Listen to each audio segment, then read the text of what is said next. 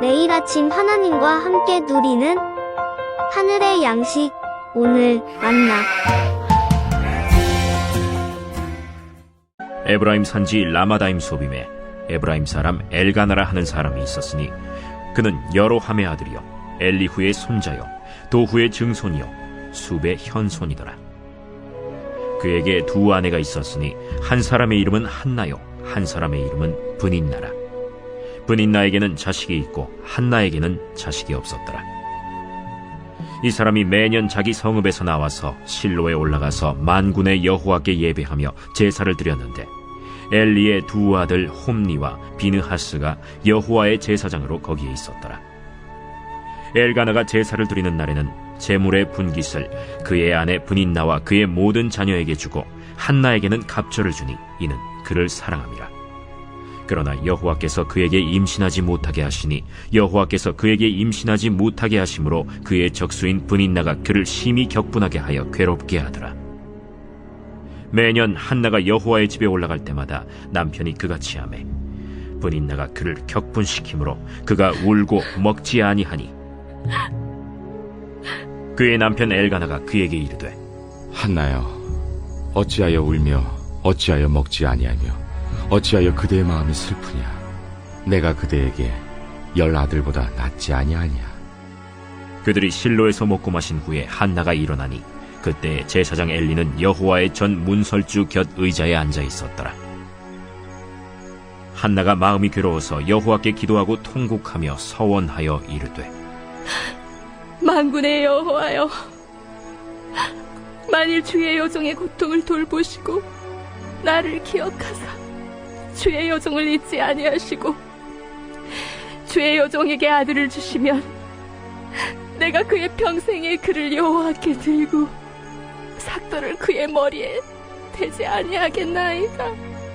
그가 여호와 앞에 오래 기도하는 동안에 엘리가 그의 입을 주목한즉 한나가 속으로 말하며 입술만 움직이고 음성은 들리지 아니하므로 엘리는 그가 취한 줄로 생각한지라. 엘리가 그에게 이르되 네가 언제까지 취하여 있겠느냐? 포도주를 끊으라. 내 주여, 그렇지 아니하니이다. 나는 마음이 슬픈 여자라. 포도주나 독주를 마신 것이 아니요 여호와 앞에 내 심정을 통한 것뿐이오니 당신의 여종을 악한 여자로 여기지 마옵소서. 내가 지금까지 말한 것은 나의 원통함과 격분됨이 많기 때문이니이다.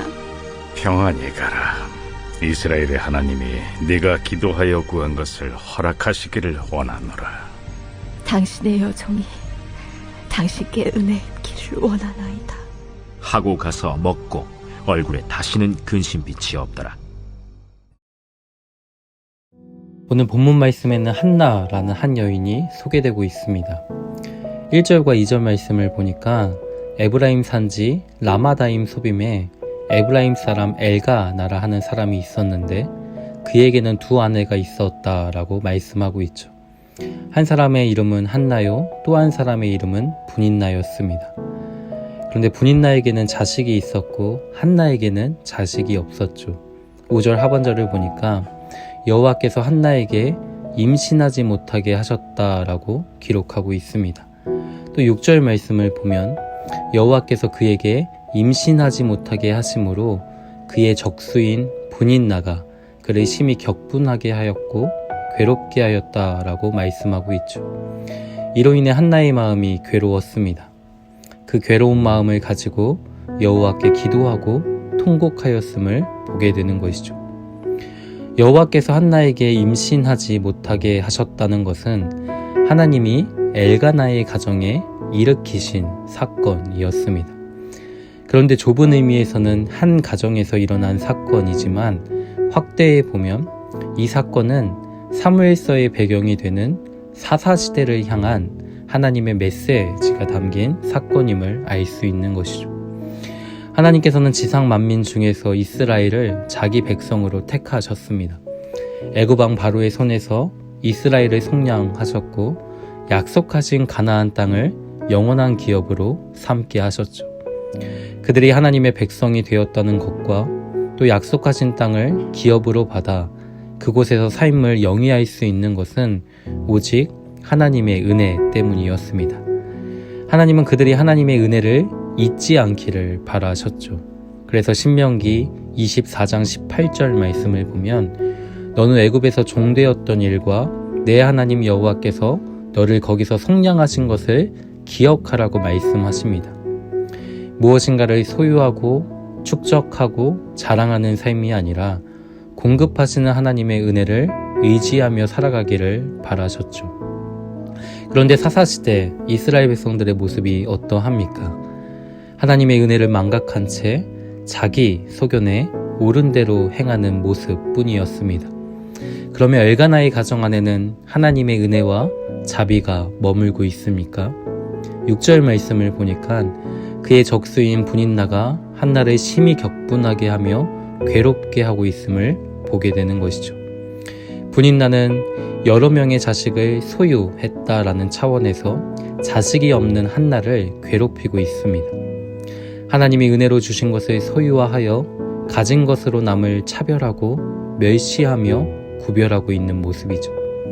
분인나는 한나를 위로해야만 합니다. 하나님의 은혜가 한나에게 임할 수 있도록 함께 기도해 주어야 하는 것이죠. 이것이 하나님의 은혜를 갈망하는 성도의 마땅한 모습입니다. 그러나 분인나는 한나를 괴롭게 할 뿐이죠. 이러한 한나를 그의 남편인 엘가나가 위로합니다. 그러나 그것이 한나의 상한 마음을 위로하지는 못합니다. 한나의 괴로움은 단순히 자식이 있고 없고의 문제가 아니었기 때문이죠. 자식은 하나님의 기업이요 태의 열매는 하나님의 상급이었습니다. 한나에게는 하나님의 기업을 받지 못하는 영적인 속상함이 있었던 것입니다. 하나님의 은혜를 누리지 못한 안타까움이 한나에게 있는 것이죠. 하나님의 은혜를 반영하지 못하는 그 사사시대에 한나는 그저 하나님의 은혜가 필요했습니다. 하나님의 은혜를 누리기를 원했고 또 하나님의 살아계심을 보기를 원했습니다. 그렇기에 한나는 기도하는 것이죠. 11절 말씀을 보면 한나는 아들을 달라고 하나님께 기도합니다. 그런데 아들을 주시면 내가 그 아들을 여호와께 드리겠다라고 기도하고 있죠. 한나는 통곡하며 아들을 구하는 것 같으나 아들의 소유함이 아닌 하나님의 은혜를 소유하고 싶었던 겁니다.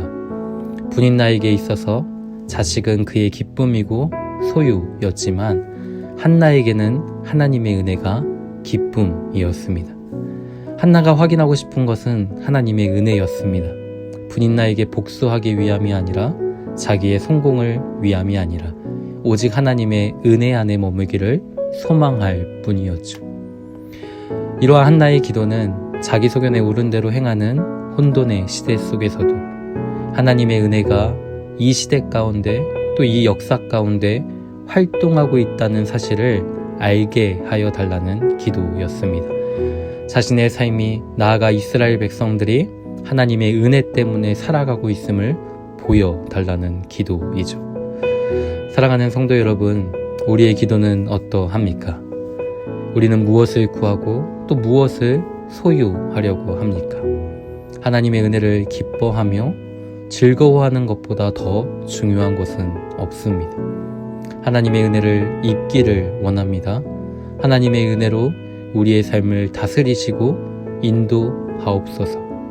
이것이 우리가 살 길이며 우리의 가정과 또 교회와 나라와 민족과 열방이 살 수 있는 길이며 기도입니다. 하나님의 은혜를 간직한 사무엘을 통해 하나님의 은혜와 자비의 역사가 이어져 가듯 하나님의 은혜를 갈망하고 소유한 교회를 통하여 하나님의 은혜와 자비의 역사는 이어져 갑니다. 은혜에 대한 갈망, 주님에 대한 갈망으로 가득 찬 우리의 삶이 되기를 주님의 이름으로 소망합니다.